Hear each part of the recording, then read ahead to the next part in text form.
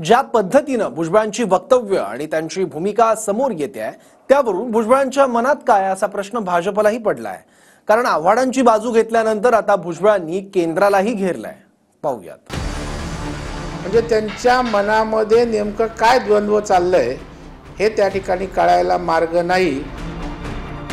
अजित पवारांचे मंत्री छगन भुजबळांच्या मनात नेमकं काय हे सध्या भाजपच्या नेत्यांनाही समजत नाहीये। त्याचं कारण आहे भुजबळांच्या रोखठोक आणि सत्ताधाऱ्यांच्याच विरोधातल्या काही भूमिका। गेल्या काही दिवसातल्या भुजबळांच्या भूमिका पाहिल्या तर डॉक्टर बाबासाहेब आंबेडकरांच्या फोटोच्या अपमानावरून शरद पवारांच्या राष्ट्रवादीचे आमदार जितेंद्र आव्हाडांवर सत्ताधारी तुटून पडले। पण फोटो फाडल्याची कृती अनवधानानं घडल्याचं सांगत भुजबळ आव्हाडांच्या पाठीशी उभे राहिले। आपण नाराज नाही हे सांगतानाच मला जे पटत नाही ते बोलणारच आणि लोकसभेची जागा नाकारली तर राज्यसभेचं काय घेऊन बसलात असं भुजबळ म्हणाले। तिसरी भूमिका आहे कांद्यावरून। केंद्र सरकारनं कर्नाटकच्या बंगलोर रोज कांदा निर्यातीवरील निर्यात शुल्क हटवलं, पण महाराष्ट्रातील कांदा निर्यातीवर 40% निर्यात शुल्क कायम ठेवलं। त्यावरून भुजबळांनी सरकारला घरचा आहेर दिलाय। गुजरात आणि कर्नाटकच्या कांद्यासाठी वेगळी भूमिका, मग महाराष्ट्राच्या शेतकऱ्यांवर अन्याय का असा सवाल भुजबळांनी केलाय। चौथी भूमिका आहे भाजपच्या 400 पारच्या नाऱ्यामुळे संविधान बदलणार हा मेसेज खोलवर गेला आणि त्यामुळे महाराष्ट्रात वेगळा फरक पडला असं भुजबळ म्हणाले। पाचवी भूमिका आहे विधानसभेच्या जागा वाटपावरून लोकसभेसारखी खटपट नको। भाजपनं दिलेल्या आश्वासनाप्रमाणे 80-90 जागा मिळाव्यात असं भाजपला भुजबळांनी सूचित केलंय। म्हणजे त्यांच्या मनामध्ये नेमकं काय द्वंद्व चाललंय हे त्या ठिकाणी कळायला मार्ग नाही। चार भिंतीत सहयोगी पक्षांच्या नेत्यांशी जे काय वाटत असेल त्या बाबतीत चर्चा त्यांनी करावी। भुजबळ कॉन्ट्रावर्सी करणारा नेता आहे हे मी महापौर असल्यापासून त्या ठिकाणी पाहतोय। त्याच्यामुळं ज्या ज्या गोष्टी समोर येतात त्याच्यात कॉन्ट्रावर्सी करायची, सनसनाटी निर्माण करायची हा भुजबळांचा स्थायी भाव आहे। तो अशा प्रकारे अधूनमधून बाहेर येताना दिसतोय। मनुस्मृती जाळताना घडलेल्या कृतीवरून भुजबळांनी पुन्हा एकदा आव्हाडांची बाजू घेतली।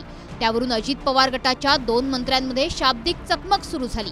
भुजबळांनी आव्हाडांची बाजू घेणं दुर्दैवी असल्याचं मुश्रीफ म्हणाले, तर आधी मनुस्मृती जाळा मग आव्हाडांवर टीका करा असा निशाणा भुजबळांनी साधला। जितेंद्र आव्हाडांना आणखी काय टीका करायची तुम्ही टीका करा, परंतु तो टीकेचा अधिकार तुम्हाला कधी येतो ज्यावेळेला तुम्ही मनुस्मृतीला विरोध कराल त्यावेळेला। तुम्ही मनुस्मृती जाळा तर बाबासाहेब आंबेडकरांना नको असलेली, बहुजन समाजाला नको असलेली मनुस्मृती तिचा तुम्ही निषेध करायला पाहिजे आणि ती शालेय शिक्षणात येता कामा नये, एवढंच माझं म्हणणं आहे। संपूर्ण देशाच्या संतप्त भावना आहेत। मला वाटतं त्यांनी कितीही माफी मागितली तर हे काय धुवून जाईल असं मला वाटत नाही। त्यांना प्रायश्चित्त घ्यावं लागेल। परंतु आमचे नेते भुजबळ साहेबांनी मनुस्मृतीचा बाजूला विषय पडेल म्हणून पाठिंबा देण्याचं वक्तव्य केलं हे अतिशय दुर्दैवी आहे। त्यांनी या वस्तू त्यांना खडे बोल सुनावले पाहिजे होते। त्यांना अशा पद्धतीने जे केलेलं आहे हे अतिशय कृत्य चुकीचं आहे, अशा पद्धतीने सांगण्याची आवश्यकता होती। ते भुजबळ साहेबांनी केलेलं हे फार दुर्दैवी आहे। कांद्यावरूनही मंत्री भुजबळांनी केंद्र सरकारवर नाराजी व्यक्त केली आहे। तो गुजरातचा कांदा काय सफेद कांदा होता म्हणून तो गेला, आता बेंगलोरचा कुठला कांदा रोजे अनियन वगैरे काय म्हणतात। मी फडणवीस साहेबांशी बोलणार आहे त्या संदर्भामध्ये किंवा त्यांनी जे आहे थोडंसं दिल्लीच्या लोकांना बोललं पाहिजे। महाराष्ट्रातील शेतकऱ्यांवर त्याच्यामुळे सातत्याने अन्याय होतो असं वाटतं का? अर्थातच आमच्या एका बाजूला गुजरात आहे, दुसऱ्या बाजूला कर्नाटक आहे। त्यांचा रस्ता मोकळा होतो, यांचा रस्ता मोकळा होतो आणि आमचा रस्तासुद्धा थोडा मोकळा करून द्या काय अशी मागणी आपण करायला पाहिजे। ती रास्त आहे असं मला वाटतं। ती आपण मोदी साहेबांसमोर सुद्धा केलेली होती। सडेतोड आणि आक्रमकतेसाठी भुजबळ ओळखले जातात। राष्ट्रवादीत फूट पडल्यानंतर भुजबळ शरद पवारांना सोडून अजित पवारांसोबत आले, मात्र 3 पक्षांचं सरकार असतानाही भुजबळ त्यांना जे वाटतंय ते रोखठोकपणे बोलून जात आहेत। लोकसभा निवडणुकीआधी अजित पवारांच्या गटातून निलेश लंके शरद पवारांकडे परतले। आता तसंच सूचकपणे शरद पवार गटाच्या प्रवक्त्या विद्या चव्हाण बोलल्या आहेत। मी त्याच्याबद्दल काही बोलू नाही शकत, कारण याच्यावर भुजबळ साहेबच चांगल्या प्रकारे सांगू शकतील की त्यांना पुन्हा स्वगृही परतायचं आहे का त्यांना तिथेच राहायचं आहे. परंतु तिकीट वाटपामध्ये जे नाशिकच्या बाबतीत झालं ते मला असं वाटतं भुजबळ साहेबांना थोडं लागलेलं दिसतंय आणि आधी त्यांची निवडणूक लढवायची तयारी होती आणि नंतर त्यांना तिकीट देण्यात आलेलं नाही, त्यामुळे त्यातनं थोडीशी नाराजी त्यांची असावी असा माझा अंदाज.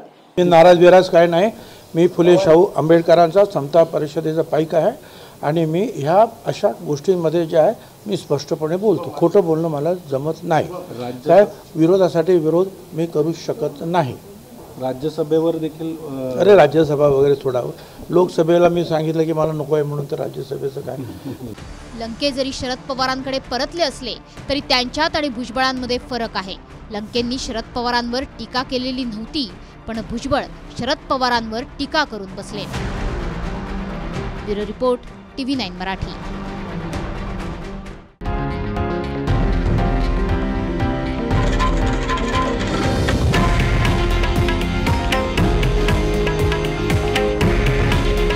हे आहे देशातील नंबर 1 न्यूज नेटवर्क आणि आपण पाहत आहात TV9 मराठी.